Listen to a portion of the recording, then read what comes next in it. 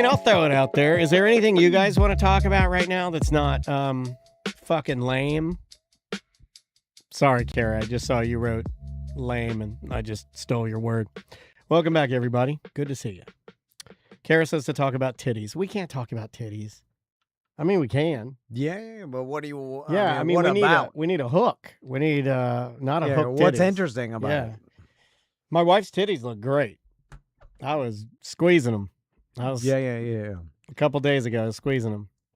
I can't. Do you like squeezing titties? Let me ask you a serious question. This may be too far, and you can refuse to answer. Does your wife like her titties sucked? My wife does not. No, she hates it. Yeah, my wife hates it too.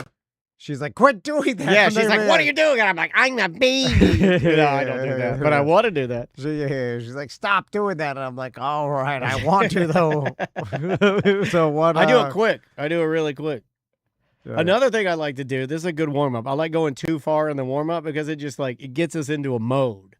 I like my wife to lay on top of me, and I don't want to be inside of her yet. I just want her to lay her vagina on top of the shaft of my boner and just lay there. That's it. And then I'm just like gently going to move it a little bit. Okay. It's like ultimate tease for me and for her. Okay. Oh, yeah. It's just called, it's called the hot dog. Yeah. It's called the stadium dog. Yeah. That's stadium dog. That's the way a neighbor. Oh, Christine likes her tits sucked. And she says, I guess I'm a weirdo. That made me horny.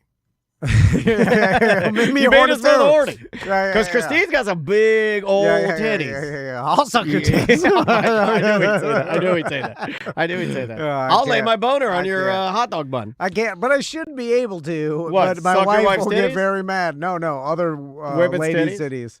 Because it's not even that it's not not big sexual. of a deal. It's not sexual. Yeah. It's totally sexual to me. Yeah. But I'm saying you got general, an oh my God Tom from Tracy. That's your boss, Tracy. That's your boss. I consider her a coworker at this point. Same cubicle. She's worked herself up to coworker now. Corny's Cheesecake chiming in. See, I love it when the ladies are honest, and we have honest ladies in the chat room. Kara, Christine, Corny's. Corny says, I allowed the titty fuck. And then she put 2 laughing emojis.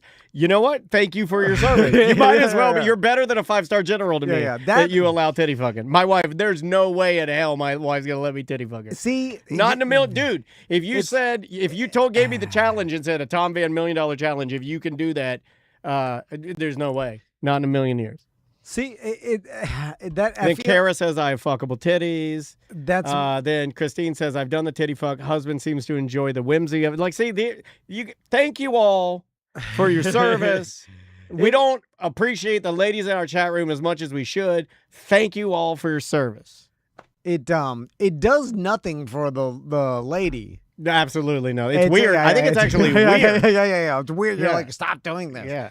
But as men, we see it in the videos. We're like, I want to do that. And then we do it. It's a novelty. And then it doesn't. It's like, well, it's not that good. It's pretty good. You know, because anything's good. No, it's good. Anything's good. It's good when you get up near the mouth and then it's titty fuck into the mouth. Okay, well, that's a blowjob. No. I contend it's not. Yeah. Anything near the mouth is always good. No. But it was just a regular. EJ says he doesn't like titty fucking. No, it's not that good. good. Who's fucking your titties? You very fat.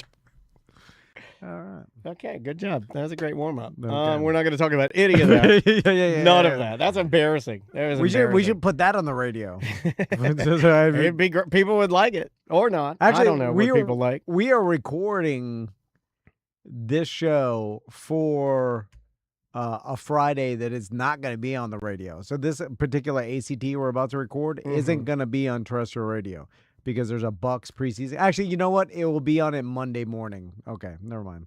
Oh yeah, that's right. We miss the Friday, but we pick up the Monday. But the Bucks preseason game is this Friday. But we still got to do it. Doing a Christine, show. I'll finish with Christine's final thought. She says, "My old boss, who was gay, told me he'd titty fuck me." Not gay. I said not gay. Pan. He's pan. Is our boss allowed to tell you that? If he's gay. I didn't if think he's gay, you're allowed. I didn't think that was allowed. If he's gay, you're allowed. Okay, all right. That's why I used to only sexually harass Butler totally allowed. Yeah, you're right. You're right. I'd be like, you look good today. Suck my dick. No, I never said that to him. You know, my heart goes out to him, and if we can be serious for a second, he had to put his dog down. I felt really bad for him. Man. Oh, man, he I loves sent him that a dog. text. I know. I sent him a text. I said, I love you, dude. I'm sorry. I'm really, really sorry. Because he's a good dude, and his dog was a great dog, and if you care about your pet and you lose it, it hurts like it's the worst. So, heart going out to that man. We can do some voicemails, and then speaking of titties, let's talk about extreme blobbing. Okay. Extreme blobbing is when EJ fucks his wife. No, it's not. It's a totally different thing. All right, we'll just go there and kind of see where it goes. We'll try to keep it loose. And then chat room, if you have anything maybe that you want us to talk about, we'll throw it in there. Charles the Bugman, you let us down. You could have gotten Paul Sr. on the show, and you didn't get him on the show. Yeah. When you see a celebrity, have us dialed and be like, talk to my friend. This is my son. He has cancer. You say something terrible, right? This is for this is my grandmother. She has dementia, but she loves Orange County choppers. Man, the shit that real celebrities have to go through, it looks miserable. Like, especially. What do you mean? Like when they have to like talk to like really, really sick people and stuff? No. I mean, just how much they're bothered and how much people just start filming their they just immediately just start filming them, recording them, and then it's a bizarre. Like even let's talk about okay, this. let's talk about because I watched the first episode of Hard Knocks. I didn't know that was back. Yeah. Who's the team? It's the Seattle Seahawks. Oh, okay. So it's interesting because they just won the Super Bowl. You know, it's like, do they go through the bye? Usually it's no. This is the beginning of training camp. This This is the original Hard Knocks. There's so many iterations now that it's hard to. There's in season. There's postseason. They're fucked it out. Yeah. Then there's receiver. Then there's quarterback. But the original version started during training camp and then showed like the whole training preseason. So this is the Seattle Seahawks. And usually, we'll talk. I picked up the new Madden yesterday just to kind of see, and they have a new thing called it's like skill-based catching, where you have to like hold the button down until the ball's near your receiver and then let it go real quick for him to grab it. It's too fucking hard. Like that. Just go play football now. Seriously, you've made it so hard that it's like just go play football because it would be easier to actually go and it'd be better for you. Okay, this is perfect. All right. Why don't you start? All right, here we go. And 3, 2. Welcome to Corporate Tom and Dan. I'm Tom. I am Dan. We're live on Twitch and YouTube. We'd love to see you in the chat room. Come on over. You missed a whole bunch of just really, really filthy things that we were talking about privately just to the chat room. You can be a part of that. All you got to do is find us on Twitch or YouTube at Tom and Dan Live. And that's the same for TikTok, Instagram, X, Threads, all of it at Tom and Dan Live. I forgot Facebook too. We're on there. I was mentioning to you during that filthy pre-show tirade we do on Twitch and YouTube Live, that being a celebrity to me is horrible because of your interaction with the everyday person that just sees a celebrity and then wants to just film you with their cell phone in an awkward manner. Like a severe overstep of privacy kind of a thing. Well, not even the privacy, because like you don't really have any. I saw this on Hard Knocks, and I was telling you that like Hard Knocks is back. Seattle Seahawks this year. That's where they're doing it on. They should have called it Hard Hawks. Right? It's interesting because usually the Hard Knocks chooses a team that isn't in contention for playoffs, and that was a rule back in the day. Everything has changed. Like the players, they want the publicity because I thought the coaches hated it. Do they still hate it, or do they just roll with it now? I think everybody understands that the more publicity, the better for everybody, including the NFL, obviously, but everybody individually. Each one of these coaches, like they all have their own mini media themselves, right? Most of them with either their social media or some way to even monetize. Like they realize there's politics involved with coaching, and like just keeping themselves out there and being popular amongst fans is important. You know, like keeping yourself relevant. And so it's when the churn has never been faster. It seems like obviously the Seahawks won the Super Bowl last year, and you would think that they don't want the Hard Knocks distraction, but everybody's just like, "Hey, I'm going to do it." I forgot they won. Completely forgot. So, but some of the players are just out, and like even walking into the facility. Like people are just, and there's not even, I can understand if you're on the red carpet and there's just a crowd of people and everybody just have their cell phones out, but there's just like a handful of people standing in front of a facility door and they see like, you know, Sam Darnold or whoever, like, you know, JSN walk in and they just have their cell phone out, just pointing it at their face. And it's not like, hey, you know, JSN, go get him. Like, I love you as a wide receiver. No. It's just, film your face. Everything is documented, yeah. And then it's just like, okay, I'm just going to walk in. And that'd be a great brand name, film your face. That's not bad at all. It's like, why are you just have your cell phone out filming me as I walk by? It's a weird. A lot of people feel like a lot of people live in that world where their entire life is. They have to document it. They document it. What's interesting about that, though, is we've always laughed about this. It's like the first iteration of that would have been like the wedding video that nobody watches. How many of these videos are just on your phone? You never watch them again. Well, the JSN and the celebrity one, you want it to put on social media. Right. You know, and that's another thing. It's like you need to show the world you saw this celebrity. Right. And that's a part of it as well. Like if they just did it completely for their own purposes, like to watch back, I think it would happen way less. Yeah. But because everybody's got a social media, they're like, "Oh, look at I have to prove my accent." Yeah. Right. I have to prove that I stood in front of the back door of the practice facility and then caught them as they walked in, which is weird. It is weird. Because it's like they're going to work and you're like, I stood here and I'm filming them all day. I peed in a diaper for this. But you brought up the and I was going to tie this into a rental car that I got out in Colorado, but like the over engineering. God, what were you? Madden? Madden, yes. Yeah, I picked up the new Madden, and when I'm going through the settings, normally they take your settings from prior seasons and they carry it. It's a nice thing that that EA does, or one of the only things where they'll carry over your settings. So whatever you played in 2026, and I always play Madden. It kind of, to me, it like is a little bit of like MSG, food enhancer on my NFL season. Because, it elevates my NFL season because they do a lot of the games and they do a lot of the kind of tokens you earn are based on like real things that happen during the NFL week. Yeah. So you can earn that player. Like, so if, Darnold has a great week, maybe you can earn a level 99 card of his in that week's game, which is really fun to kind of follow along. It's cool. And I noticed that when I picked it up and I logged in that they wanted me to use something called skill-based catching. Now, this is like a new thing that I think they added to college football. A lot of people play the college football, the Madden equivalent called EA College Football. And they added the same sort of thing. But basically now when you throw the ball as your quarterback, you have to hold whatever type of catch you want to do. So if it's like a run after catch, you'd hold X. So you could get a little more, distance after you grab the ball. Or if it's a possession catch, you're going to like grab it and really hold on to it. It's very secure, right? Like, you know what it is. Yeah. But there's different buttons that correlate for that. So now in order to execute that play, you have to hold the button down and right before the ball reaches your receiver, you let it go.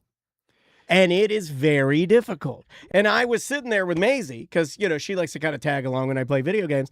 And I was getting frustrated. And I was like, this is not easy. This is hard. And football's hard. I made the joke to her. I was like, we should just go outside and throw the ball. Because that's a lot. And you just try to catch it, and I try to catch it. That's a lot harder. Why are we making this harder? So I've thought about this because I haven't talked about it on the show because I was like, whatever. But it ties in. You gay, bro? Because I'm gay too. I'm gay too. Oh, that's even better. I know. God, this is gonna work man. out. This is gonna work out. That's perfect. This is gonna be awesome. That's perfect. Yeah.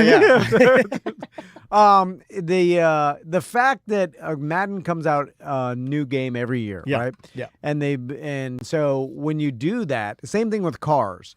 That the research and development, the engineers, they have to come up with something new to add to the game or car that is some new feature or some new change that they could market for the new year. Yeah. It has to be done. Yeah. You have to add. You have to add clay to the sculpture. It cannot be the same, right? Because then it's just like, well, why am I going to get the new 2026 version? This 2025 is exactly the same, right? So and they'll update the rosters most of the time. You can hold on to it for a while, because they do active rosters. They update it based on real injuries and stuff. But they need new things to promote, features to buy, so other people buy, right? And then that's how business is done with most things, right? Yep. The problem with that, though, and I think it's a severe problem, is that when you force a team to change something, even though that thing could be perfect the way it is. Not broken. You are fixing something that's not broken. You are adding new things, and you are kind of forcing it, because if you don't do that, then you're not doing your job. So I ran into this with, we rented this, God, what was your wife's old Volkswagen? Oh my God. Do you have the same car she has right now? Because she was complaining about this morning. Did you not have any physical buttons?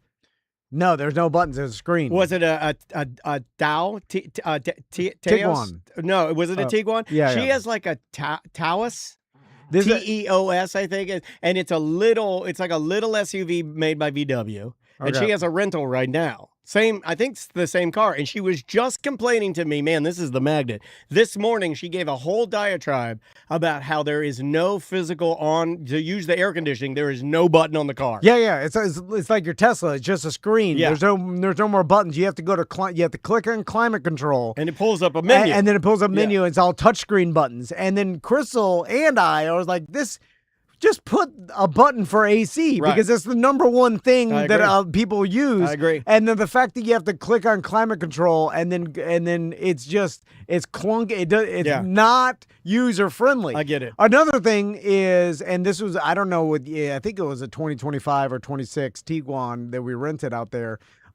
They put the start engine button down where like the gear shift would be like with the emergency brake. Yeah, with the emergency brake. Yeah. So the start button's down there, and then to change it from drive to neutral to park or whatever is on the actual, like where your windshield wipers are on the column? On the what is it? The stick, the column. Yeah. And then so you have to switch there. So like you moved where you start the car. So immediately when you get in, you go to start the car, where the actual ignition and the start button is on most cars, they're like, we're going to put that down in the bottom and then put the gears up at the top where to switch it. Yeah. And then I'm like, this is the problem with coming out where you have to come out with something new every year. You start changing things that don't need to be changed. And they do this with like video games and stuff. Like that feature didn't need to be added. Facebook does it. I mean, they change the settings every other week. You know, like we'll come in here to do a BDM show. Sign up at tomandan.com/registration. Yeah, I mean, it's the epitome of what your old joke about the justification of a new manager, right? It's like new guy comes in and has to change everything. Well, wait a minute, we were doing great. The other guy just moved on to greater pastures because he wanted a better job, and we have the new manager. Look, our systems in place are great. No, they aren't. You're getting all new systems. Yeah, because I have to put my stamp on it, because if not, I feel like I'm not doing anything, and my higher ups, they're gonna be like, well, what are you doing? Right. We don't even need you. So you have to prove your worth by like, hey, let's make catching the ball harder in Madden. Let's change these things around when no one even wanted that. It was an unnecessary thing. I actually, they did give me the ability to go in and like turn it off. And I was you know what? I think I'm going to turn it off. But then I felt, okay, this is the type of person I am. Then I felt like a fool because I bought the new version, right? Because these games are not free. Yeah. They're like $50. You buy the game, and then I feel like an idiot because I'm like, well, if you're going to turn it off, then you might as well have played the one you had. Yeah. no, Well, I know. then I'm like, well, should I turn it back on and learn how to do it? And then I tried, and I'm getting frustrated. And I'm like, but this is sucking the fun out of it. Yeah, well, it's not fun now. Well, what's the reason they added it? And you can make, I'm sure some people like it, but it's like if the majority of people are like, it was better the way it was, then what are we doing here? Well, the other way had worked for 20 years. Yeah. I do like when things don't change. Like, and I know back in Oh man! I look in the mirror. I'm like, "What's this beard?" You heard that? That's called legitimate old man right there.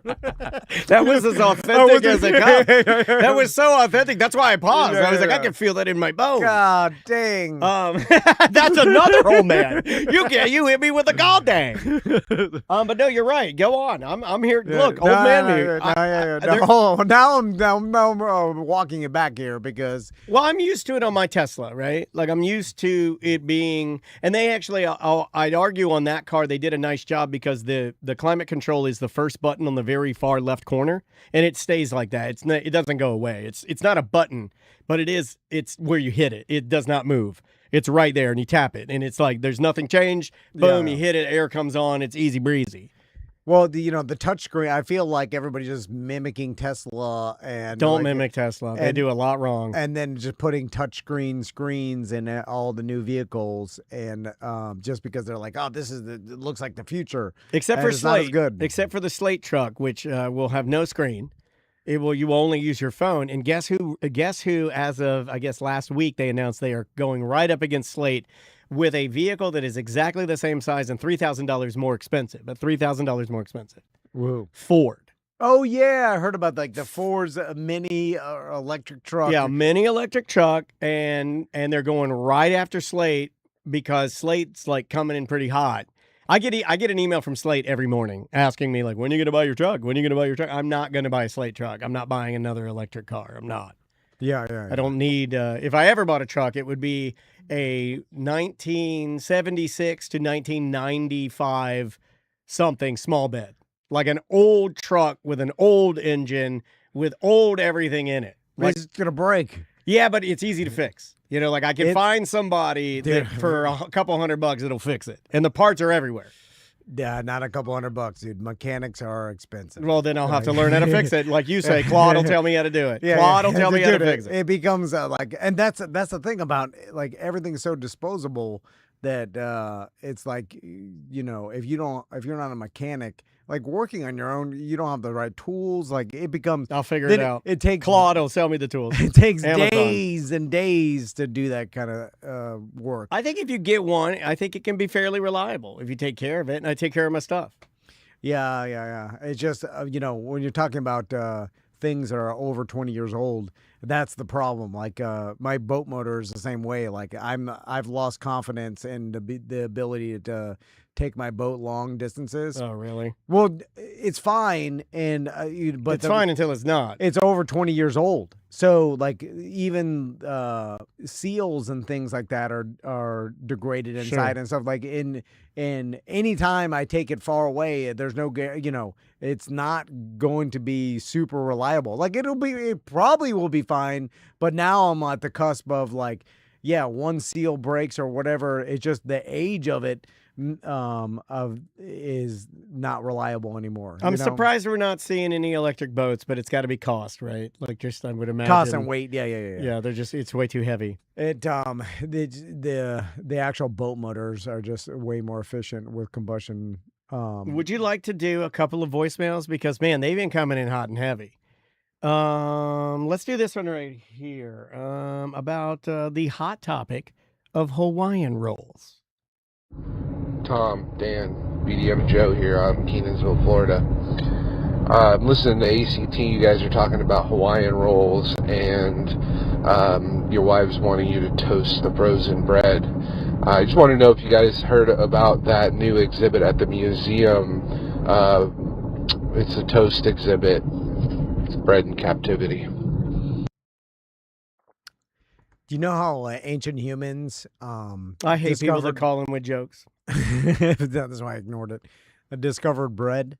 Tell me. It's they back when you were just trying to survive day to day and try to get any calories possible. They were just ancient humans were eating anything they could, like including grass seeds. Like they'd see grass seed grow up. Basically, Yeah. like tall grass will have the seeds at the Mm-hmm. top of it to make other grass, and then so they just eat that.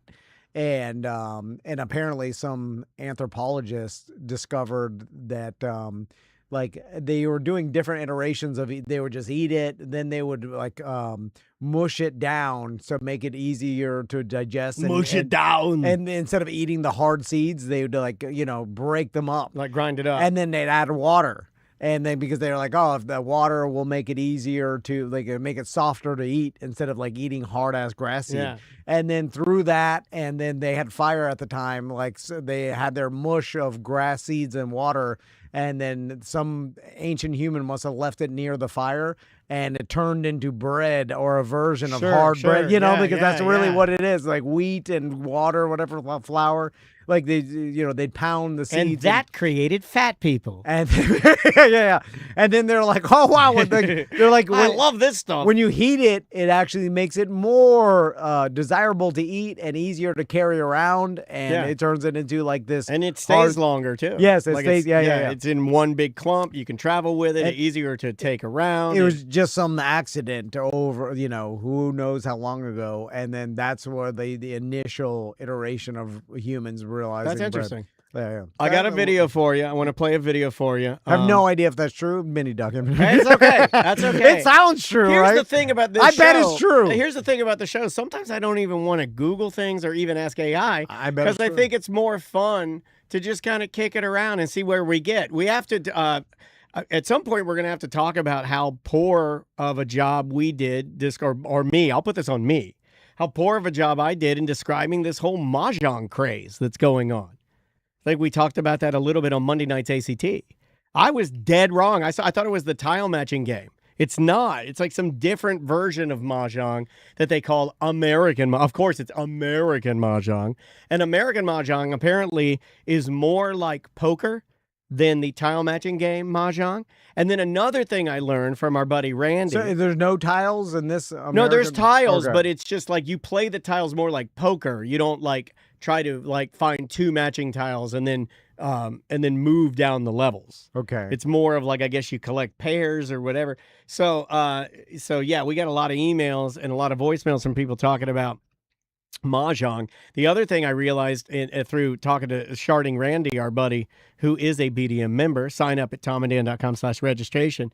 Randy was talking about how there is a monopoly on the mahjong thing where there's one company in America or in the world called Oh My Mahjong who sells almost like in an Amway, Mary Kay, kind of a multi-level marketing way. They sell these mahjong kits to other ladies who will go around and sell mahjong sets to more other ladies, and then that main lady will teach them how to play mahjong, and then it just multi-levels from on out. Okay, so they market it multi-level marketing style. Multi-level mahjong. Okay, that's interesting. Yeah, it's called like Oh My Mahjong. So And it's like a company that they can supply you with everything, and you get involved, and then you get a cut of what you sell to these ladies, and then those ladies sell it, and then they get a cut to other ladies they sell. And then you're supposed to only take lessons from like a lady that's like 100% certified by Oh My Mahjong or whatever this company is. and then she teaches, and then you basically then you get a group together, and then once that group.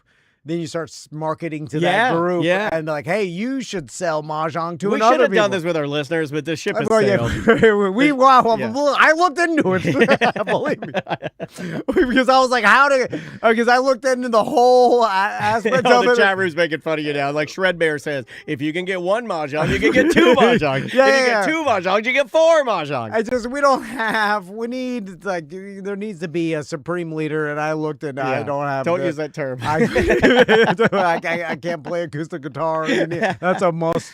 Yeah, you got to play. You got to be able to. I can play acoustic I guitar. need a though. wife that's cool with me banging other people's Yeah. other BDM's wives, Or at least squeezing them a little bit. yeah. Yeah.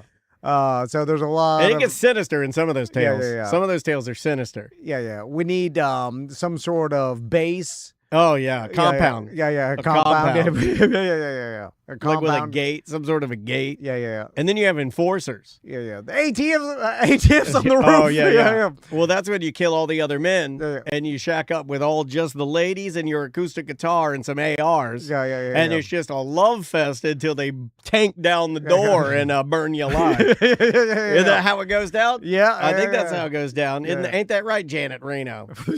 Boy, that's a reference. Is Janet Reno she died, right? I think she did die. Okay. Do you remember how mean they were by making Will Ferrell play her? You wouldn't do that now. You wouldn't have a man play. You would never. You would not do that. They have women play men in SNL. But that's different. You would not do this now. They would. The SNL would never have a man play like a man-looking woman. Yeah. Be too disrespectful. They would not do that now. I'll bet my life on it. They would not do that. Yeah. But they'll do the other way, where they did it with I think Melissa McCarthy, right, where she was playing that one dude that politician, I forgot what his name is, but they do it with I think that's okay though, because because we're top of the food chain, you know. So I'm gonna play this video for you. This is something that I think one of your boys needs to get involved in, or you. Maybe you've aged out of this. I mean, I don't know. It's pretty crazy, but it came across my wife's algorithm, and she sent it to me. It's from Instagram, and it's a thing called extreme blobbing. Yes, I've seen this. They wear helmets. Yeah, watch this video. Here's a video from. Apparently, this guy set some sort of record. If you'll look at the bottom right-hand corner of your screen, you will watch some extreme blobbing. Here we go. Make sure my sound is up here.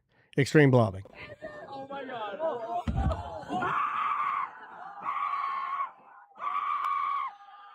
There you go. There you go. That dude went high as hell. Yeah, so explain what a blob is. A blob is basically a gigantic, colorful. It has to be colorful. Yeah, because I don't know why. But it has to be. It's usually red, blue, yellow. Yeah. It has to be like similar to the parachute that you'd whip up and down in elementary school. They do that at Orlando City matches now with the logo for Leagues Cup. Okay, They put the logo in the center and it's a big parachute, and then they have children shake it. And you know what? I was like, I'm glad it's back. I love a good shakeable parachute. So the blob, a giant, colorful airbag, and a person positions themselves on one end, and then you have a person or multiple people. This person looked like they had a weight suit on or something. Yeah, jump off from some sort of elevated position, like a platform, onto the other side, which ejects the person that was laying on the blob up into the air.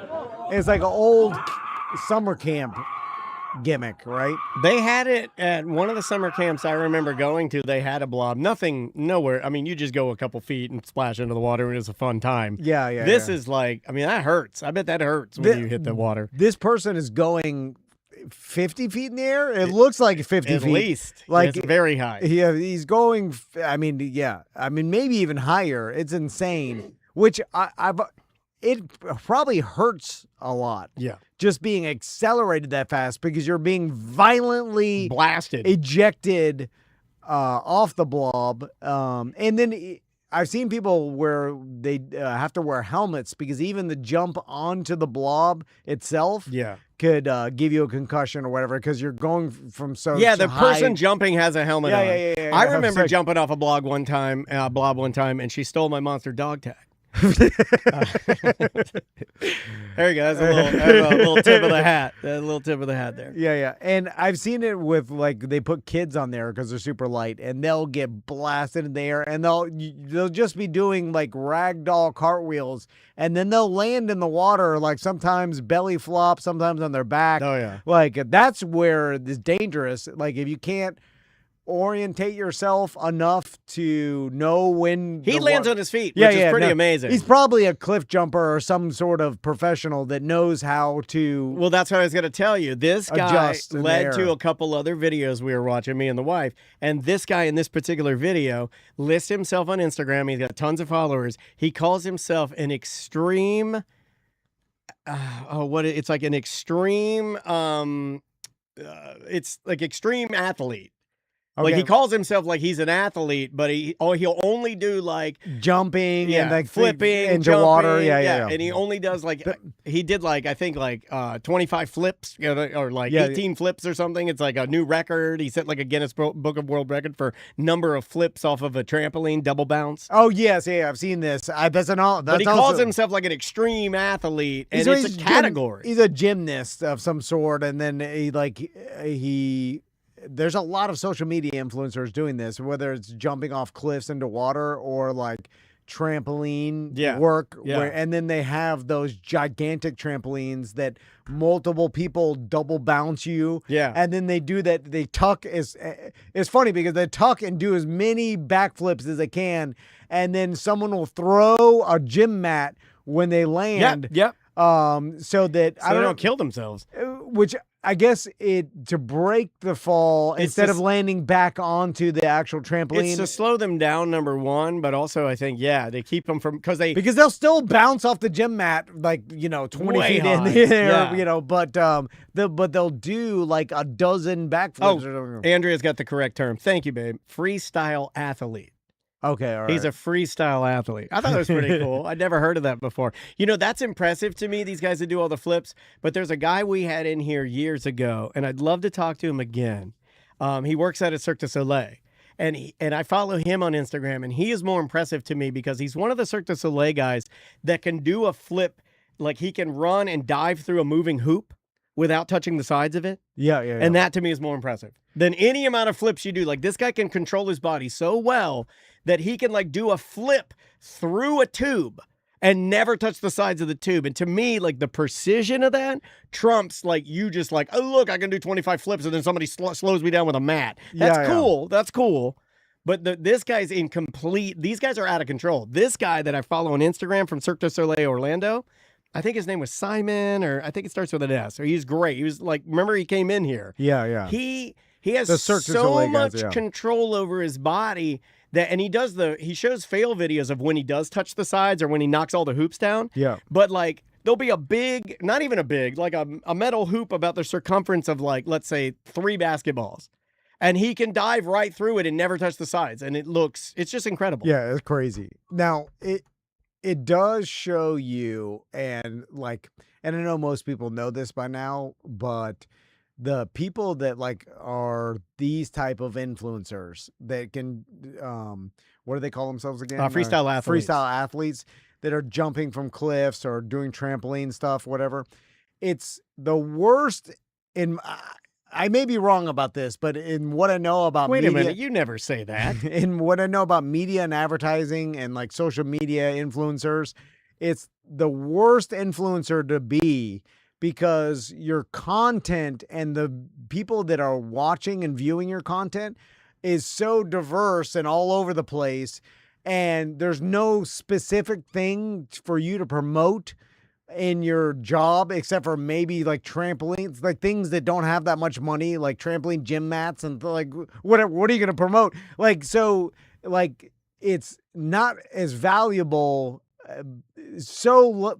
as maybe a makeup influencer or something like Well, they may even be able to make more money. Is that what you're arguing? Yes, Oh yeah, because they have a product they can push. And sure, I agree with that. Their demographic is so targeted that like any sort of targeted demographic that you have is way more valuable than this broad, like, hey, I'm like the people that follow me like to see me jump off stuff. But there's that is such a spectrum of humans that view that. Yeah. That what is that person going to sell? You know what I'm saying? Like, what is he going to market? Is he going to market insurance or what? Anything like? There's nothing for him to market. He's just like, I understand it's just total views and they just throw in random, marketing stuff, but it's and you're risking your life too. So it's like, not only you're risking your life, but also your audience is way too better love it. Diverse. Yeah. And Andrea remembered the guy's name. I got his name totally wrong. It wasn't Simon. It's Nelson. Okay. And he's from Cirque du Soleil Orlando. Follow that guy. That guy's incredible. Like, you want to watch somebody that is in complete control of his body, and he'll show you like behind the scenes of like what he does. It's completely fascinating to me. I absolutely love it. You want to do another voicemail? Yeah, let's do here? another voicemail. Let's go. How do you want to, like, this guy's going to fact check you. You cool with that? Yeah. All right, here we go. Hey guys, it's Bubble Bath Billy. This is my submission for the weekly fact-checking Tom segment. We know Tom loves to quote, lawsuits in America versus lawsuits elsewhere, and there's no railings in Europe, and there's railings everywhere, and Tom lives by European rules in terms of his American Ninja Warrior thing in the front yard. So I decided to Google it, Tom, because I've been listening to you say for years. America, U.S. is in fact the number 5th most litigious country in the world. There are the top 3 are European. I didn't get farther than that. But Tom, if you want to try to pause this and guess, do you think you can guess the number? You want to guess? Sweden's actually higher than us, by the way. As far as lawsuits? Yep. 100%. I've been there, and it doesn't seem like it. Okay, all right, that's fair. Yeah, it doesn't seem like it fair. at all. Like, I went to a water park. There was 2 teens, the only lifeguards that were there, and they weren't enforcing any rules and even looking at anything anybody was doing. There was a dark Sweden is very whirlpool. high. I'll give you the top. I won't That give you. can't be. No, it's true. I looked it up. Because I wanted to make sure he was true. Sweden is higher. Sweden's actually number 2. Higher than the United States. Yeah, with Sweden lawsuits. is number 2. Israel's number 3. Austria is number 4. We are number 5, and then number 1 is out there. That seems impossible to me. No, it's Because of the way that everybody lives. and this particular number 1 is per capita litigation rankings. It's around 123 lawsuits per 1,000 people. The number 1. But is 123 is it per personal injury and stuff, or is it different? Like what because it doesn't make any sense. It's like, how can a society like ours be less litigious when their whole society has no railings and yellow marks on the steps? And, We're only 74.5 per lifeguards. 1,000. The number 1 is 123 per 1,000, and it is Germany. A few structural reasons explain it. Legal expense insurance called Reichsschutzinsteinschlag is extremely common in Germany. A large share of households carry it, which removes much of the financial risk of suing and makes filing a claim a low-stakes decision. Germany also uses, quote, loser pays rule, combined with statutory predictable fee schedules for lawyers and courts, so both sides know cost in advance, unlike U.S.'s unpredictable contingency-free system. Courts are also seen as efficient, fast, and relatively cheap to use for smaller claims, so people turn litigation to resolve routine disputes, landlord-tenant, employment, consumer, traffic, and that in other countries might be settled informally or simply dropped. Okay, well, it's got to be more of a Anything to be right?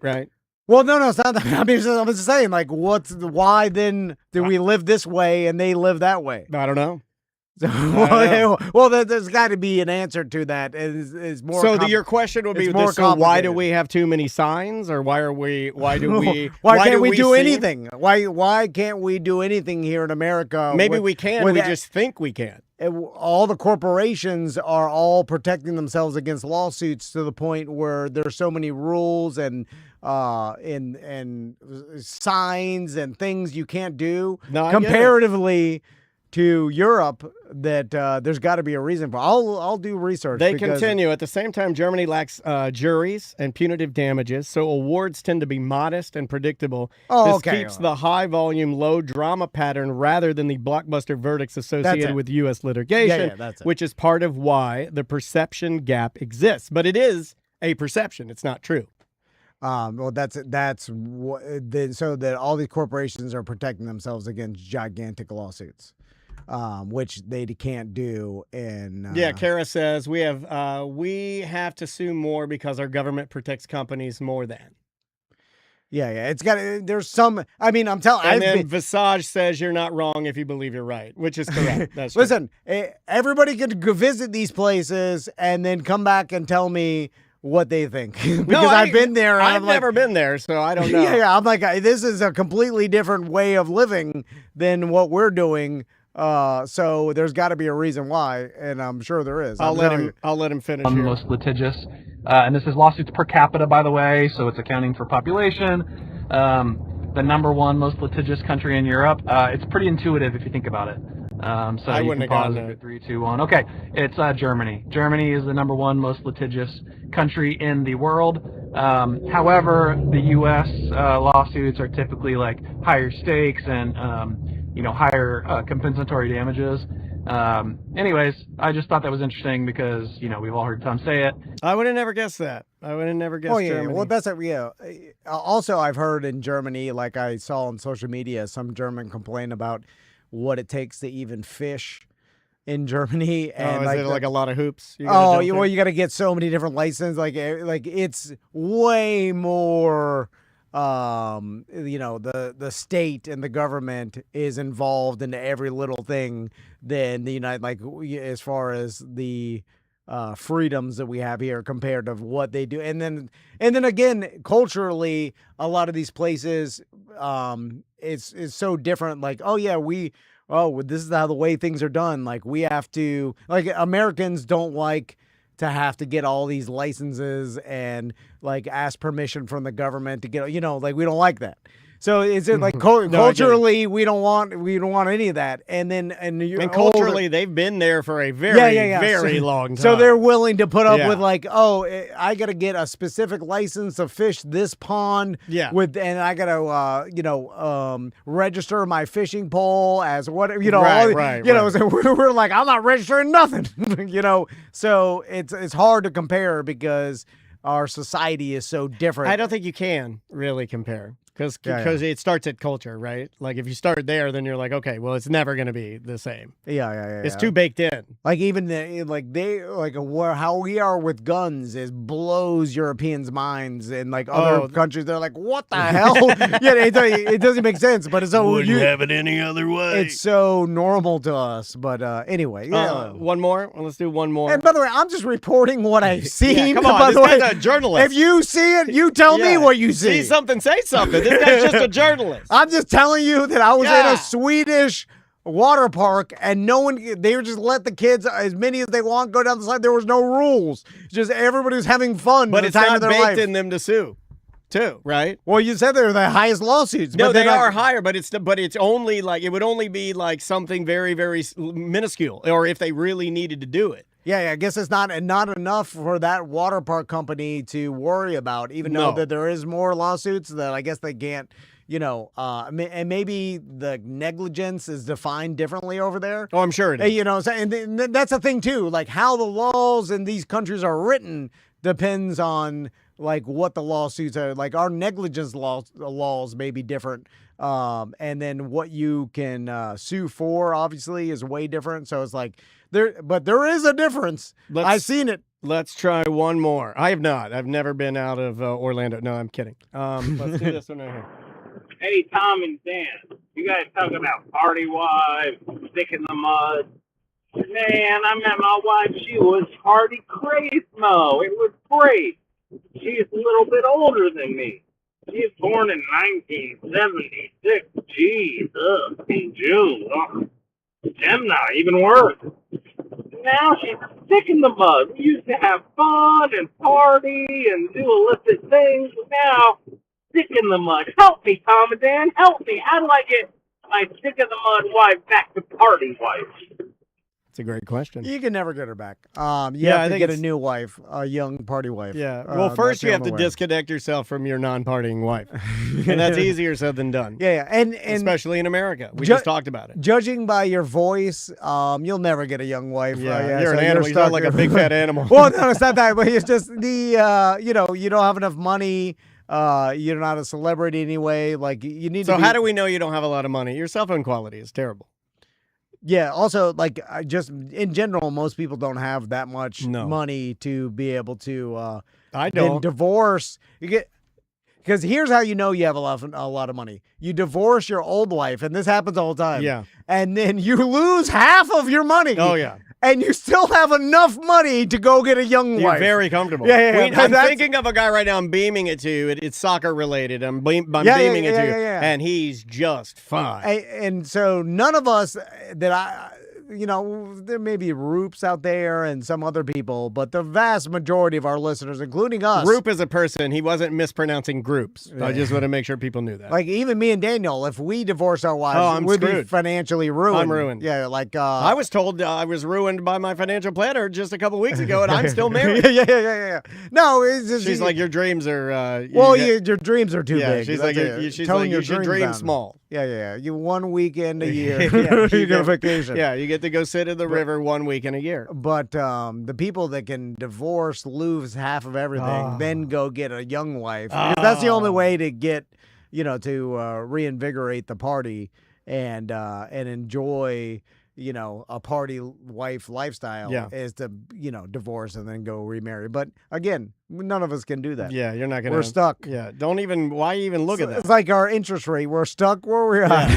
We'll die in our houses. Don't even go to the Fredericks of Hollywood website. You are a standard JCPenney lingerie department man.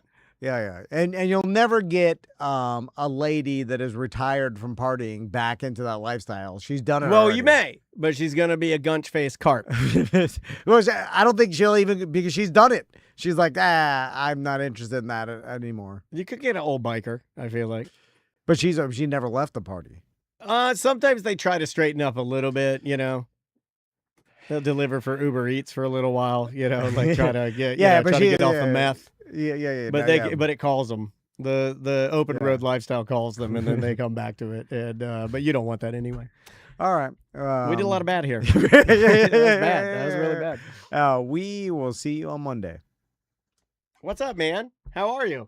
Hey, Let me scene change, everybody. I'm gonna put on a little music, and we will be right back.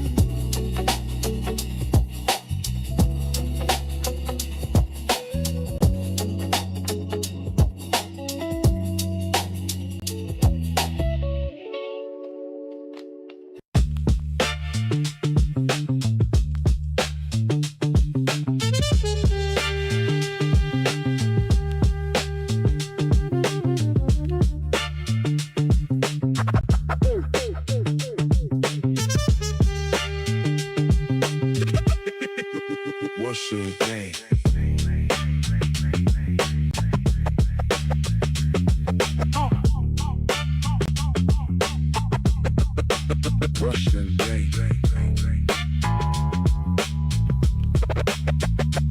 Russian.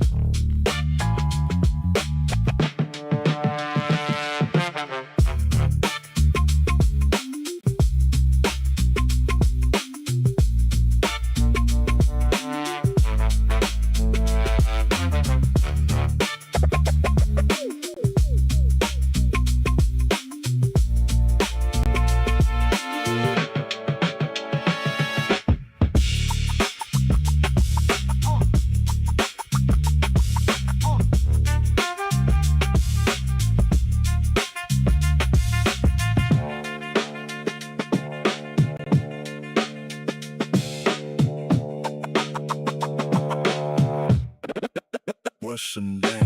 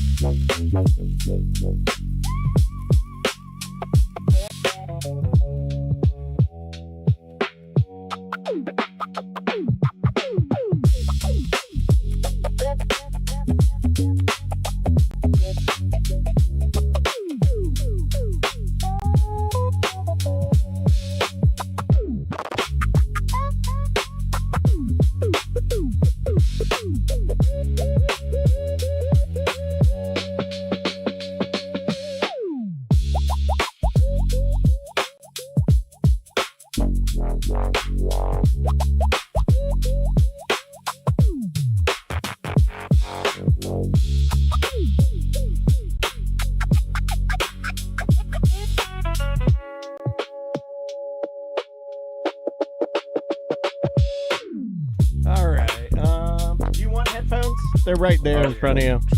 Right on the little hook. There you go. Let me get rid of that. Let me turn your camera on. Mr. Van, do you know how we're starting this? Oops. Yeah, it's gonna be Monday, so coming back. All right, perfect. Thank you. Okay. Kitty Commander says, Dan, I remember listening to Dan on late nights on Drew Garabo's show. Shit was so funny.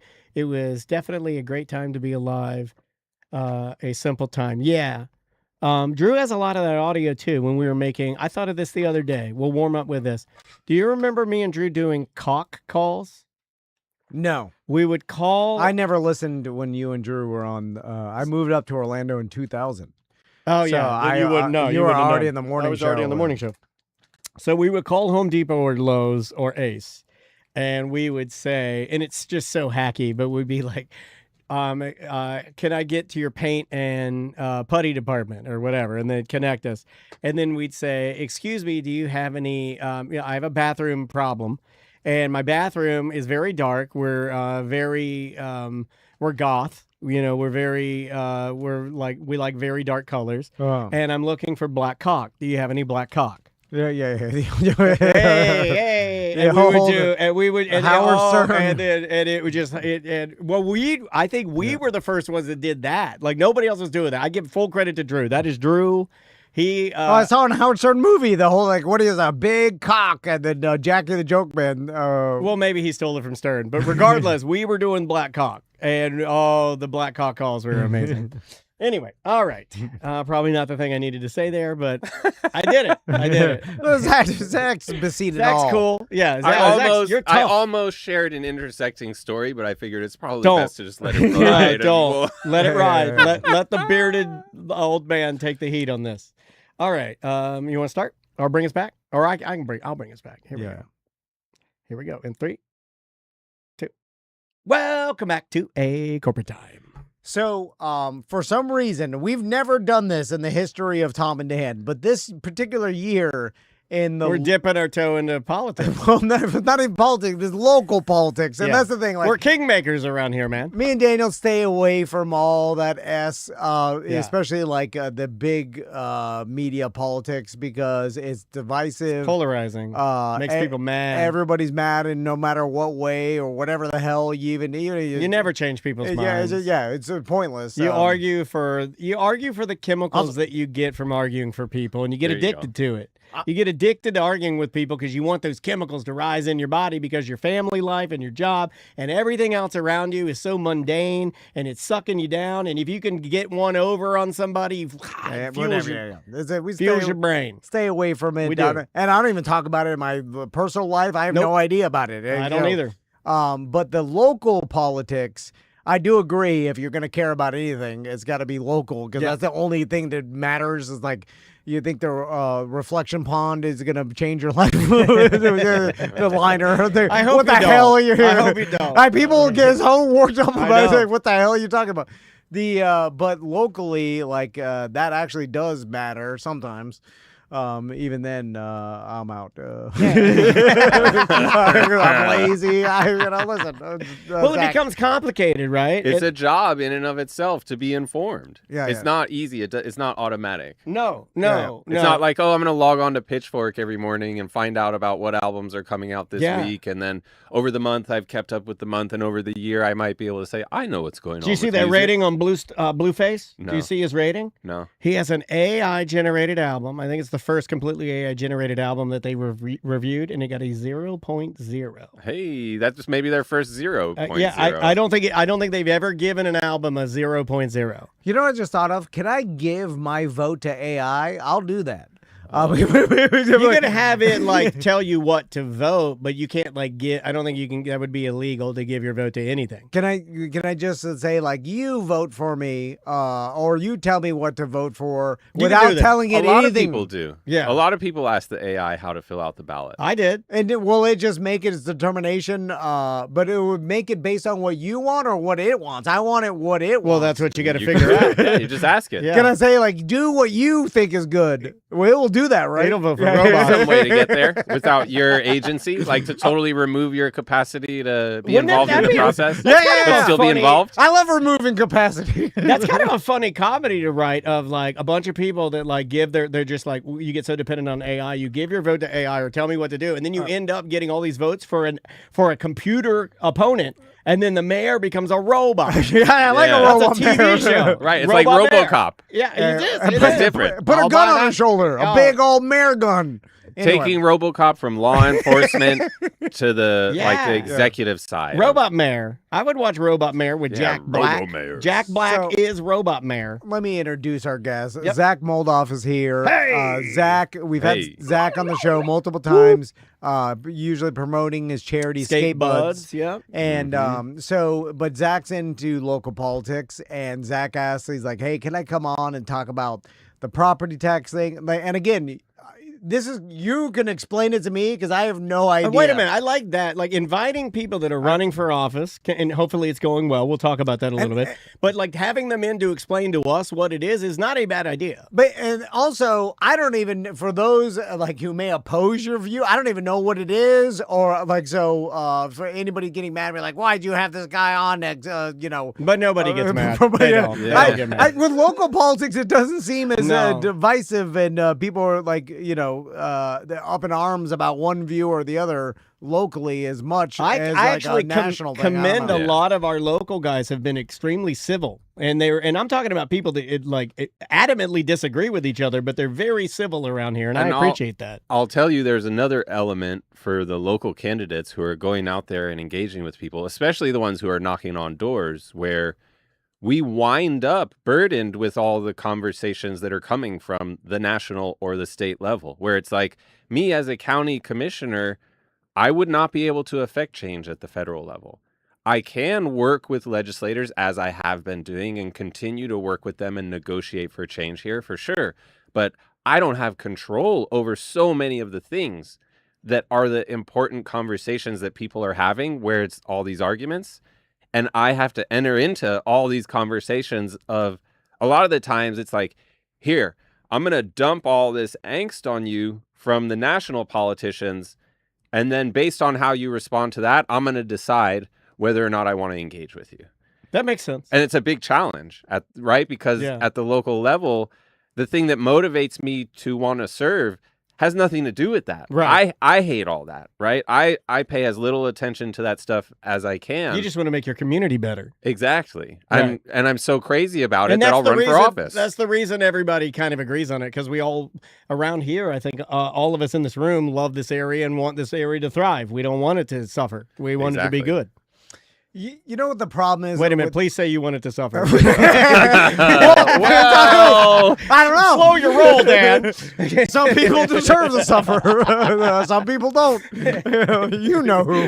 What kind of American are you? I saw the movie. It's also, I feel like we're very detached from our community, or even what that word even means, because like I feel like it's weird. I honestly look at the BDMs and our listeners.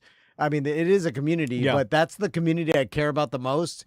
And they're all different because it's just direct, like because they put money in their pocket. yeah, and it's like they're our entire business, so it's like that's the community I worry about. Like my actual neighborhood, I don't know them, right? I don't. Who knows? Like I know my neighbor to the left or right of me, a neighbor in front of me, but outside of like you go to the different street, another street over, I don't know anybody over there. how would you get to know them? Like what, see, we've lost all these things that used to bring us together to know each other. One of the big things I've noticed is that so much of our daily life has been outsourced to private technology owned by Silicon Valley, that not only is it taking the money out of our local economy and depositing it in Silicon Valley at an alarming rate, it's also taking the community out of our community, the collaboration, the interaction, where it's like, we've reached a point now where social media really is part of everyone's lives. It's not just this other thing that came into existence. Yeah, it's part of our American culture at this point. And if we aren't locally building the structures, the routines in order to ensure that people have opportunities to socialize and that those opportunities are authentic to their needs and their desires, so it's exciting to socialize, it's not going to happen. It's not going to take place by default, because it used to take place by default because we had to walk to the corner store to buy what we need and to interact with people. It was necessary. Yeah, Now it's like we're all in our castle, like, okay, this is what I need in my castle, Yes. and I don't have to leave and be exposed to dangers. Okay, I'm glad you brought up this point because I love castles. We talking castles? Yeah, they could be great.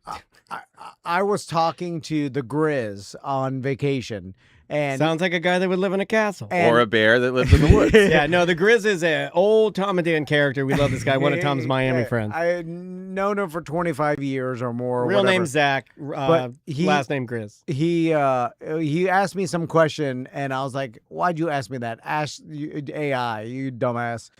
Because and then I started thinking, I was like, we as a society are going to have to ask humans questions as a novelty. Like because working there- out. It's like working out. There is no reason. Right. It is like working out. It's working out Yep. our human connection. Yep. Because there is no reason to ever ask a human any question again, because our answers are on our phone. You say it all the every time. question. Yeah. And I've been saying that, but I was like, yes, there is a reason for human connection, and so you have to almost do it like, hey.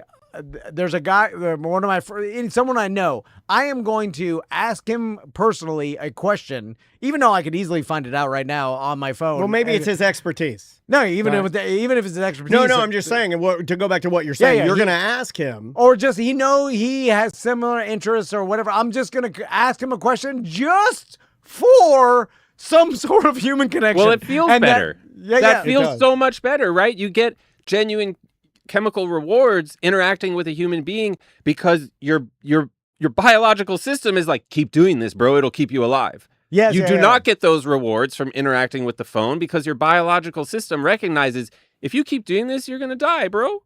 Like there won't be nothing left. Look at this, right? We're over here and we're eating all this produce that's coming from South America. So much of our produce is from South America. Why? Because that's the easiest way to optimize it for a computerized supply chain that's controlled by someone who sits in their castle and just pushes buttons and goes, what's the cheapest way to get to the food to this marketplace where they will buy it? So instead of us growing our own food locally and being secure and safe, the moment that some computers crash and the produce doesn't know how to get here from South America, we don't have food anymore. What the hell are we doing? This is the that's richest why- agricultural land in the world, and we don't grow any food here, so we are so at risk. But that's why I have a bunch of ARs, Zach. For that, and then I have food I'll stores. shoot my way out. Yeah, well, it's I'll like take everybody. You got the fruit. I'm coming for. That's why I've seen Walking Dead. bullets are the new currency. Yeah. before I started running, I never really grasped at a material level the fact that, all the guns that are here is what keeps the government in check. But I've really seen that in recent years. I've come to appreciate that point more, right? And I think what Well, you we just earned some votes right there. buddy. what we need Well, they to got drones out here. Have you seen what the drones can do? Yeah, but do you know how fun it is to shoot a drone? You can't hit it. Yeah, I've seen the Russian soldier try. But we need I've to seen bring- the videos. They're shooting The crazy. saddest one. The and saddest one I it's just saw. blowing them did, up. Did you see them toying with the little sandwich guy, the guy that had the sandwich van? Oh, yeah, it And they didn't even flew- kill him. They flew the drone around him. They're just toying with him, and they blew him up. No, he lived. He's tough ass. He's I'll sell sandwiches the next day. Yeah. We God can't. bless that I man. don't have No a drone. way. Got an old rusty gun Yeah. that can do nothing against a government drone. Right? Guess what? Someone who lives in a government and rules in a government where they know nobody has guns, they feel way more emboldened to behave like Oh, that. yeah. A leader here in the United States that knows, well, if we do that, there's a bunch of people with guns and our lives might be at risk. It's a lot harder to get that bold. It can happen. But I think we need to bring that same urgency to food. Because guess what? If we don't have food, it doesn't matter how many guns we have. They're going to starve us out. So, Zach, let's go back to the beginning here. First, are you running for commissioner of Yes. what? My name is Zach Moldoff. I'm running to be your next commissioner of Orange County District 7, the newly created District 7. And I'm running to fix transportation, fight for education, and take our local economy back from big tech. No, all right. There you go, there you go. I like that. I like that. I wish I had like applause. Do they pay you for that? How does that work? No, they try and stop me for that, right? No, I'm saying like you become city commissioner. Oh like, yeah, county commissioner, you get paid. county It's commissioner. a solid salary, benefits. Like I'll be able to take care of my family better than I ever have, like working as a creative or a person contributing through a nonprofit, right? Sure. Do they give you some office somewhere? Yep. Get an office, you get a staff, like you about to be in there getting stuff done day one. There's large expectations, 40 advisory board positions to fill. Wow, that's a lot. That's a lot of work, man. Yeah. So Zach, you've been on and before talking about your background. What is motivating you to do this? Because like obviously you said they get paid, but it can't be that much. Government don't pay that much for the headache that it comes with. After we had a conversation about Trooper Steve and how much his salary was for Wow. that became a thing. I was like, that's not even enough for anybody. That's what a pain in the ass that job is. It does not look fun. Well, here's it's horrible. You know what I'm saying? Like so whatever they're paying you can't be enough for the pain in the ass that job is. It has to be more than that. It has to be, you're motivated by wanting to do County better. commissioner's not shabby, man. It's $123,000 a year. All right. Right? I mean, that's better, better hey. than I would have thought. Yeah, that is Hey, better than I like, would have that's- thought. Especially But for that's a 2026. That's not Exactly, as much. right, Yeah, like, yeah. as an that's adult- like $60,000. as 20 an years adult ago. taking care of a family, right? Like that's a great amount of money to have coming into the home. That's certainly not the kind of money that you want to be focused on if you're saying, I'm trying to get ahead and take care of my kids and set my kids up for success and be able to enjoy like America at the level that we're supposed to enjoy it at if we're really living the American dream, right? It's definitely not enough money to be rich. Yeah. But to me, I look at it and I'm like, in terms of the job that I would be doing, this is like getting paid way better than I'm ever going to get paid running my nonprofit, right? So that's Right, like, I could go to so I'm at this crossroads, right? Like, am I going to the private sector to work with a corporation, or am I going to get elected and work for the people and serve the people? Right. But ultimately, I'm a problem solver. And through serving on the Transportation Mobility Advisory Commission for the last year and a half, not only have I seen what's going on with transportation and used my skills to figure out, hey, here's a way that we could fix it. I've gotten to know all the stakeholders who are the decision makers you have to convince. I've been going up to the Capitol, and for the last 2 years in a row, I talk to the Republican chairs of Transportation and Economic Development Committees. They fund my innovative requests. So I look at this and I'm like, if someone can solve transportation and get it fixed off of this election, for sure I can, right? And that is such a tremendous issue in our community right now. So I think like at the top level, just saying, hey, we need a commissioner who's going to be able to come in and make this their job and handle it, right? I can do that. And then I also look at what is the nature of Orange County?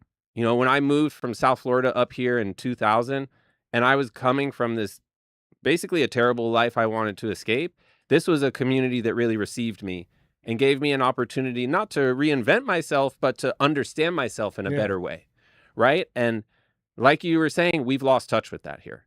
We're in such a divisive state where people are behaving like computers, trying to get to this binary stage of, am I going to say I agree with you or I disagree with you because I need to get back to my tasks and figure out if I'm going to agree or disagree with the next person? We've totally forgotten that there's so much more to be gained from going out of your door and living in a place with other people than deciding whether or not you're against someone. And to me, I feel like that is in large part because we have had so many elected officials serving at the state level talking about going to Tallahassee to fight to get what we need. And guess what? They keep losing the fights and our quality of life keeps getting worse. So the way that we get ahead is we ditch this language about fighting against people and we remember that we're here to collaborate.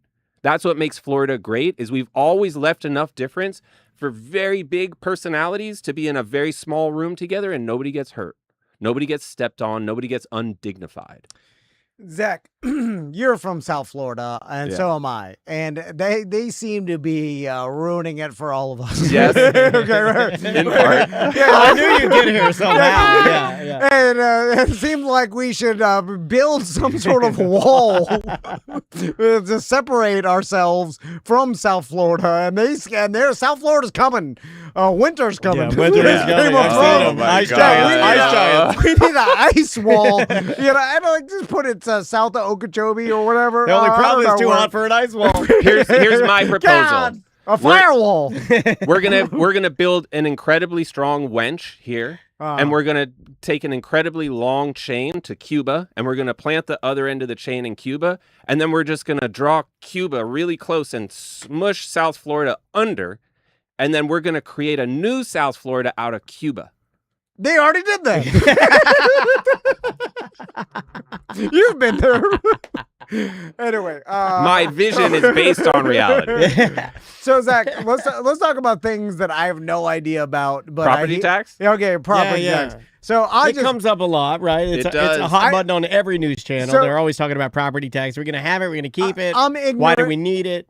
I'm gonna represent Ignorant Joe, a new character that I came up Oh, with. do you need a hat? You need a mustache. Do you have a mustache? I've met you, Joe. I see you every day. yeah, I'm Ignorant Joe. I just I want to. I want to keep my money, man. I don't want to pay nothing. I want to bang my wife. I want to look at TikTok reels and I like wanna Ninja Warrior. play fantasy football. What else? I want to go to Ale House and have a mountain melt. I love Right? mountain melt. All right, Joe, let me tell you, Joe. loves a mountain melt. Let me tell you, Joe, I'm with you.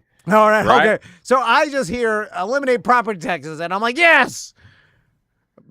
That's Yeah. all I think. On the surface. I just I'm like I don't want to pay no taxes. I've heard that before. Everybody always told you, right? You read the fine print. And Right? I don't want any public service at all, even police and fire. Yeah, you just want to be left alone with your TikTok. Yeah, I don't want the bus services. I don't want that. What about your sewer? You want sewage or you want to be on a septic tank? Your water. I want that. And You want I the want water? the garbage. Okay, you That's want the the water? most. Well, you are the garbage. How about- oh, sorry. Taking the garbage out. I mean, every time I do it and I pile up tons of garbage and all the stuff from my garage. Oh, Amazon box. Amazon box. And then it's gone every Tuesday and Friday. Magic. I'm like, God dang, this is a good service. And that- so how about roads? Because the garbage truck uses the roads. You need the roads too, or the roads can I go? don't really need the roads. No roads? Where we're I have a going, we truck. won't need roads. Sure, yeah. Back to the Future. Dan knows. I'm sorry. I'm He's my- only here to be stupid. Yeah. I have that's to good. remind people. Some that. roads, but there's too many of them. Don't need all of them. How about Dusty Roads, the American dream? Right. Roads made from dirt. He pooped in a porta potty I went into. It stunk Yeah, real oh bad. man, that guy. Yeah. Oh, I smelled his colon cancer. His whole body is rotten. Yeah. So anyway, property taxes. What if they do abolish property taxes? What does that do? So here's the thing, right? The majority of the conversation around property tax has centered on the final cost for the consumer, the user, right? Oh, it's going to cut the bottom line and people are pressed financially. All that is totally true. But what is not being discussed is the way that taking away property tax also takes away any power of your local government to decide how money is spent. So now the state is going to tell you how money gets spent locally. And we've seen how that can go wrong very quickly here in Florida. How when the state is deciding things for your local government, it can be very much driven by a political agenda that has almost no regard for residents. Because the state is way big. You want more local. You want it detailed. Well, Yeah. and the governor is a hot button dude, right? Yeah. It's like he gets on a thing and is like, well, I'll build a $280 million detention facility in the Everglades. Like, say what you want about any of the issues. The fact that he chose to build it in essentially protected lands and do all this stuff, betting that the federal government would reimburse money that may not be reimbursed on time. So then we're still going to be on the hook as the taxpayers.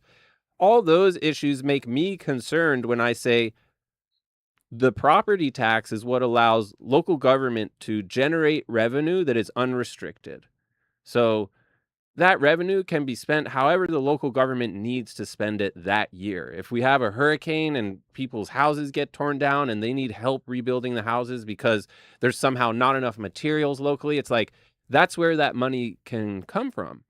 So when we, on top of the fact that the real routine uses are that money is going towards roads, it's going towards police, it's going towards fire department, it's going towards trash collection, it's going towards sewage and water processing, it's going towards family services, mental services, social services, it's going towards food banks for homeless people, like all the things that it takes in order for the city to be a place where you can wake up and go to your job and get your money and buy the products you want to buy and go home and enjoy them and have the experiences you want is dependent on us having that local authority. And when property tax goes away, all authority is now just top down from the state.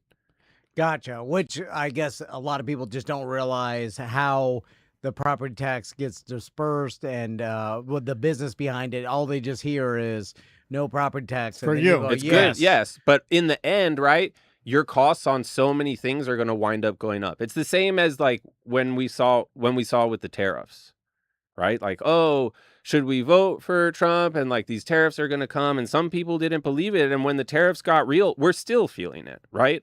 Like it's very real. So the real costs long term are tremendous when you say, I'm going to abolish, because property tax is essentially, that's the fuel for the economic base of our region, right? And so we're going to stop fueling it. It's going to break down.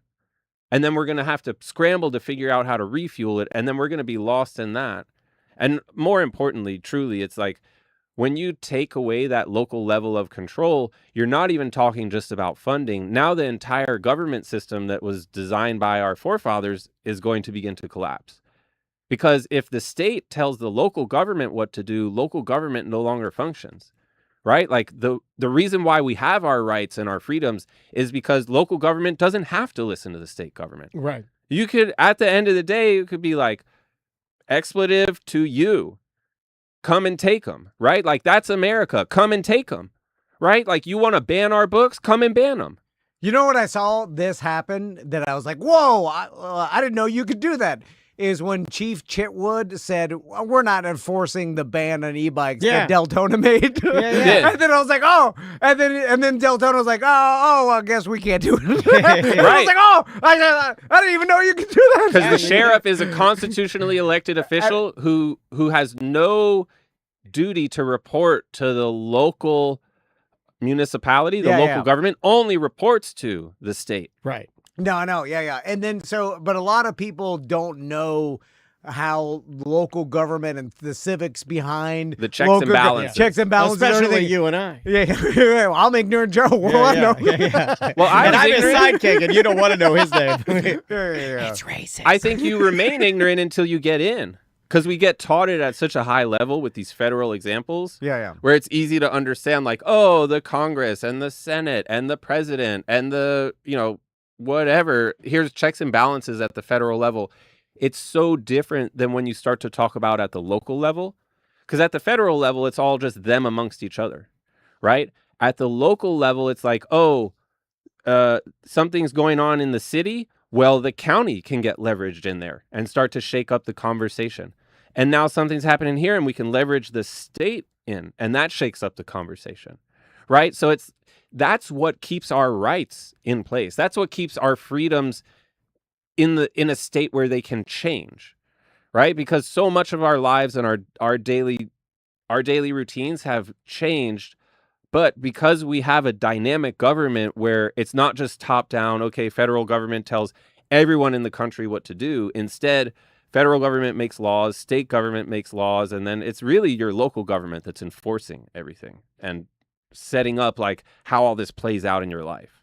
So Zach, I want to ask you like a personal question about how you keep going and what fuels your ambition to do this. Yeah. Because I've often thought of this, and I appreciate guys like you and people that run for local government and want to make change and want to do something. Because without that, we're going to be screwed. Yeah. You know, like We need more people to want to. need more people you know, to get do that. involved and want to do that and be motivated to like do something, whatever it is, whatever it is, just be involved and do something, right? But here's the problem is that I go back to, and me and Daniel have talked about this before, what I like to call the release the oil theory. Oh yeah. Where like, as like, so say I'm the king, right? Or Daniel's the king.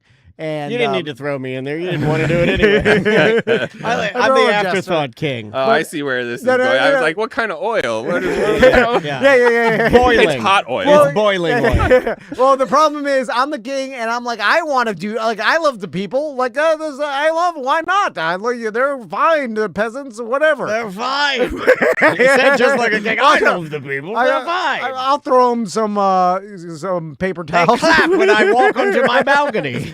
yeah, whatever. Let them eat cake. And so, and then they're like, they come to me and like the people are starving, and whatever. I'm like, all right, or like, how about we give them some? Give them 3 chickens. Yeah, like just give them some sheep and some chickens, and then and tell them that like they could keep the sheep and then shave the wool. And then now so you're doing the a winter, parable. Now you're doing a parable. and then the chickens will produce eggs, and they can live off those eggs for years or whatever, and then make new chickens, and then they can sustain themselves or whatever. So I tell my minions, I'm like, okay, give each person a sheep or 2 sheep, and then 2 chickens or whatever. By the way, if he ran, he'd have that on his side. yeah. 2 sheep, 2 chickens. Not bad. Yeah. So then I'm like, all right, that's solved. Everybody can just, and then tell them the instructions. Tell them to use the sheep for wool and use the chickens as eggs, and then make more, whatever they can sustain themselves for a long period of time. And you can even kiss the sheep if you want to, and you know what I mean by that. So then my minions come back 2 weeks later, Zach, and they're like, oh, they ate everything. They immediately, The first thing they did is roasted one of the sheep. Yeah. The first thing they They did. were hungry. They immediately ate everything. They didn't listen to us. They ate it all in one weekend. They had a big party with loud music, and they ate everything. Yeah, and now they're banging at the goddamn walls again. They're starving. Sir, what do we do? They're banging on the goddamn And walls. then I'm like, release the oil. Yeah, and then you release the oil. Because they didn't listen, Zach, and they just did exactly what they shouldn't have done. And then I'm like, oh God, I can't do this anymore. So I imagine that happens a lot in local politics where you're busting your ass. You're like, I'm trying to make a change. No one's listening. People are voting against their best interests. There's corruption in the government. You can't do anything. There's so much red tape. Or maybe they've just had it and they just don't want to hear it anymore, which I'm sure you get a lot. I'm just like, I'm out. all these other politicians, they're all jaded. They're like, oh God, now Zach's in here. He wants to make change. We've seen this before. I've seen this in companies. Like some guy comes in, he wants to do stuff. I'm like, calm down, buddy. You don't like just go, status quo, buddy. There's no reason to Keep it simple, stupid. Yeah. And so how do you get past that, Zach? Which I imagine would happen if you get elected commissioner. You're going to run to all these problems. Everybody's going to be immediately hating on you. All the goddamn ignorant Joes of the world, they ain't listening to nothing. They're mad that they have to still pay property tax. I thought that would be the case too, and I was pleasantly surprised. Really? I think there's 2 factors here, right? One, you got to remember the last 8 years I've been running a nonprofit making jobs for skateboarders with government. Okay. So everybody thought that was impossible to start, and just got it done, and that became my normal, my day-to-day. And then on top of that, I'm looking at this and saying, if I can make something happen, that would be productive, right? I'm coming off of serving on the Transmac for the last year and a half, and this conversation that I've been having about change, instead of being met with a lot of like, oh, shut up, bro, keep it simple, it has actually taken all these people who locally are normally against each other and gotten them all like, yeah, we're on the same side on this issue. Okay. Right? Like I'm pushing for the county to make its own rideshare technology so that instead of Uber and Lyft delivering those services and taking hundreds of millions out of our economy over time and putting it in Silicon Valley, Local businesses and residents deliver those services, perform the transactions. Because we have more than 70 million tourists who visit us annually, that generates enough revenue to finally fix links and get it functioning properly. We transform links into an agency with vehicles of different sizes that can respond to demand in real time and create routes with AI and be smart and efficient in a way that we've never seen before. And then the smallest vehicles can be owned by individuals in economically disenfranchised areas, leased back to the transit agency to start bringing passive revenue into communities that have been left out of the economic development decade after decade. Okay, you know, that's interesting because we were talking about that when I saw Waymo and that now Tesla's making their own robotaxi. Yeah, it's the a cyber robotaxi. cabs or whatever you want to call And them. I'm like, wait a minute, are only these giant tech companies going to make the revenue on this? Are people going to be allowed to own these You guessed self-driving it. cars Nope. themselves? And then it didn't And look- more importantly, is that even a local company? No, like we Yeah. suffer so much when huge chunks of our economy are removed and don't circulate here. That's why we're seeing an economy where people can't afford to buy homes, where people can't afford to buy groceries, because so much of the value of every dollar has been extracted by Silicon Valley. Yeah, like Orange County should have their own Waymo type self-driving vehicles and be taxing people All around. this, it's normal. On That top makes of that, sense. the federal government has been calling for it for at least 10 years. The U.S. Department of Transportation has this agenda or protocol, whatever, called 21st Century Operations using 21st Century Technology. They have been telling local governments for at least 10 years, start making rideshare. Do this stuff, handle it, because if you don't, your roads are not going to function correctly. All over the country, there are all kinds of public agencies that are providing rideshare services. This is the norm in the contemporary world. And yet here, I still do face people when I bring this up and they get so speculative and so suspicious about, oh, government having a rideshare? It's like, well, if you were more aware about what's going on, not just here, but in the country and in the world, I mean, but we don't have to push for the world. Even if just in the country you were more aware, you would know that we're bopped out for not having this already. That's why we have a DC policy group that takes money from dark money PACs that is here pushing an agenda, right? They're called Sunrise, and they've got a local chapter that says, we're going to show you how to solve transportation. Use our STAR plan. It uses tax increment financing. Tax increment financing is another Ponzi scheme based on the problems that we have now. Oh, the value of housing is just going to increase exponentially forever. And as long as it does, we can have all the money that we want. So tax increment financing says it creates special corridors that are then there's even less regulation and oversight locally. More political power gets displaced to the state and federal level to control our local area. Then the properties in this area, they make a bet and say they're going to be worth this much in 10 years, this much in 20 years. And so we're going to take out loans on that money that's going to come in. And then God forbid we have 1 year where housing values flatten out or they dip. Then the county is on the hold for paying off the interest and all this stuff. And we start having to take money from other places to pay for our transit, right? Why is a DC policy group that's getting millions and hundreds of millions of dollars from people who are billionaires who want to control how our economy works, they're pushing for a plan that says, oh, we're going to make housing and commercial spaces unaffordable on the transit corridor, and then that will be the solution. To just bet on the future, make all this speculative financial model nonsense that looks like something out of The Big Short, right? Like we're all just going to be left holding the bag going, oh gosh, dang it. We don't have public transit. Instead, we have a unique situation where, unlike any other community in the world, there are 1.5 million of us. There are more than 70 million people who visit here annually. You know, like that's a gold mine for anyone who understands business, right? There is so much to be reaped for public value. And when we don't have local leaders that get creative and fight to take the local economy back to serve local interests, we wind up with these DC policy groups that come into our community and push for local leaders to adapt these solutions. Put it to you like this. That's what they're using in Miami. Yeah, right? don't do Yeah. anything. Bring now. more Miami outcomes. Yeah. Right? Build the ice wall. You see?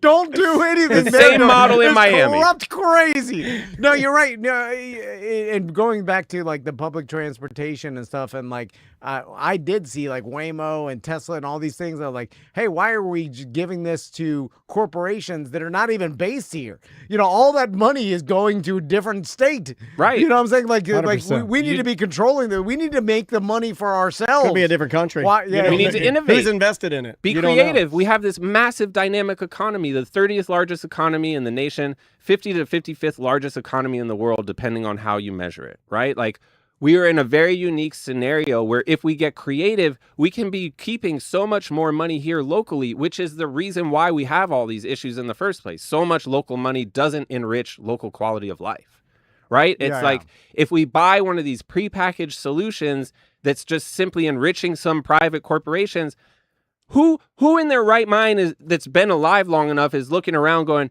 yeah, I love what big tech has done to my neighborhood. I love what big tech has done to my community in the last 30 years.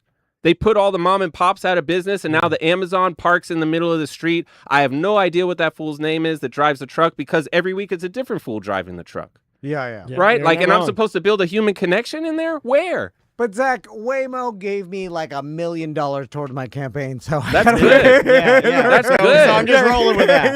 Yeah. So I have to give them, you know. And look at is this tumbler they gave me. It says Waymo. Yeah. on it. It's great. It's Bro, insulated. you can drink No, out of that an yeah. infinite amount That's of an time. insulated Waymo yeah. tumbler. No, I applied for a job with them. I would have taken it to be their Southeast like government relations person. I went to them and applied. I was like, I want to have this job. You want to come here and make sure you're going to interface with government correctly? You think they give me an interview? yeah. I'm no. scary for them. Yeah. Those are the fools that are like, keep it simple, stupid. Yeah, Over yeah. here, right? It's like Disney, Universal, the airport, the labor unions, CFX, local government, drivers, residents. Everybody is like, build the freaking rideshare app, bro. Bring that money home, homie. Yeah. Anything That's el- the proper speak. Bring that money home, homie. Yeah. Anything else, Zach, that you want to put out there that people may or may not know? Man, you know, there's a lot going on locally. And one of the things that I hope I can really drive home is that we need to get very serious. Even if you don't want to be involved in politics, we need to get very serious about the way we talk about things. Because we've really slipped into this space of wanting to fight against someone to get what we want, wanting to identify the person who should be excommunicated in order to make things right. And that value system is not ours here in Orange County. That is a bull duty federal value system that works for people who want to get elected to serve people that they never see, right? And that's just not what our community is. And there are some local elected officials who their whole reputation is based on bringing that show again and again and making it a bigger show each time. And I think that people need to step back and really ask themselves, if they want to make this a better, safer place for everyone, how do we do that by collaborating with people that we disagree with? And I'm going to leave you with a quote from Ninjago, one of my son's favorite shows, right? It's like, yeah. and it didn't originate there. It's older than Ninjago, but that's where it came to me, right? It's like, what's the best way to defeat your enemy? Make them your friend. And that can be cliche or cheesy, but in these times, like, we need to embrace that. I love that. Zach, thank you very much for caring. Yeah, and, man. For giving a damn. We appreciate it. And Yeah. for coming in here and helping educate us, because you know we don't do politics. You know that's not our thing. But you come in here and you speak on things that we still care about. Whether or not we care. I don't care about politicians. But And I that's care, my job. But I care about my community. That's my right? job, to be able to bring that type of stuff into spaces like this and keep it authentic. And see, Appreciate I that. don't even put this. It's weird because politics has taken on a different term. a yeah. different meaning. Yeah. Yeah. Where it's like, this is local politics, but who's against this? Is bringing more money to our local community? Like, who's like, nah, give it all to Waymo and No. and Robotaxi In and Silicon Valley. Yeah. and, Nah. and then big tech companies that are not even based here that don't help us. And it's like what you're saying. I don't know who would be against it. I'm sure it gets on down the line of like small minutia. Well, a that lot of this people are stuff's already arguing. baked in, so you're fighting You know. something that's been there. But I Right. think you just But got to that- remember, someone gave me a very powerful observation, right? It's like, politics is not government and government is not politics, right? Like, I work in government. I happen to be really good at politics because my dad is a criminal defense attorney who grilled the SHIT out of me Yeah, from the okay, time I you're was a good. kid, right? So it's like, I know how to move and be political and be strategic, but truly, I just work with government for the last 8 years and I'm head down trying to stay focused on outcomes, getting things done. And politics is something that I will have to do for my job every 4 years, right? For the rest of however long I do this. But politics is not something I'm really that into. I'm really good at it, but local government, like working for government and politics, like those are separate things. And I I think like that. leaders who understand the distinction are the leaders that we should be like, we can trust that we can follow. Agreed. Zach, I want you to do one thing for me if you do get elected, Yeah. because I love this, and I love when like cops do it or anybody that I think there's a young judge I saw online that did it. Is that once you become the commissioner, right? That you have a suit on, you're at some sort of a ribbon cutting for like the new Orange County rideshare program, whatever, and then someone rolls you over a skateboard and you do a kickflip. Yeah, Oh, yeah, 100. yeah. I got you, And then bro. it's like, oh, that guy's cool. And then they'll freeze frame you midair. About to be my trademark, homie. I love it. I love it. Hey, you grind the rail at the front steps Yeah. of the rideshare, Yeah. and I'm like, oh, that guy's cool. I think a reporter did it one time on the news. Cops do it sometimes. Yeah. And they get so much credit Yes, when they do yes. it. Yeah. I'm like, yes. Thank you for You got coming it. in, man. Thank you for We having me. appreciate you. I love the opportunity to be here and connect with you guys. It's always great. Yeah, Zach Moldoff running for Orange County City Commissioner District. Orange County okay. Commissioner, District 7. District Okay, well, 7, yeah, the yeah, newly yeah. created District 7. That's right. Yeah. Brand Alright, new, y'all. baby. Guys, thanks for listening, and we will see you tomorrow. All right, I really got to run. Sorry. I got to be out of here. I got an appointment at 3. Sorry, I and- didn't even notice at the time. No.